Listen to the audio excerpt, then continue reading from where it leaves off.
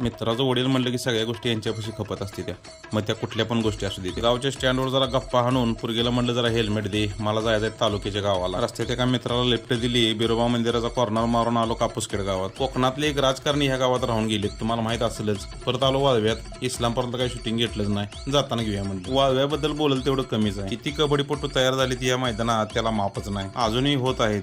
मी एकच डाव सांगितला, असं कितीतरी मैदानी डाव ह्या मैदानात खेळले जातात. किती पिढ्यांचा विचार करून थोर महात्म्यांनी ही संकुल बांधलंय, त्यांना खरंच मानाचा मुजरा करेल तेवढा कमीच. काम किरकोळ होतं, जाताना मोबाईल राहिला रस्त्यात, म्हणलं ते घ्यावा, नाही त्याशिवाय पोटपाणी आपलं चालतंय. ती निशाण झालेली त्यामुळे काही फुटेज चांगला आलंच नाही. इस्लामपुरात येऊन वाकोबा मंदिराजवळ थांबायचं होतं, पण मांडवली का बेताज बादशाह पुण्यात आहे, त्यामुळे म्हणजे इथं थांबून काय उपयोगच नाही. आलो कर्मभूमी नेरले नगरीत, तर इथं आल्यावर कळालं की जायचं आपल्याला मसुरा खायला. कुठं? वाघवाडीवर. 10-12 वर्ष झालं आम्ही मसुरा खातोय, पण क्वालिटी काही चेंज झाली नाही. जशी पहिली होती तशी आता पण आहे आणि भविष्यात पण असणार आहे. मसुरा खायला गेले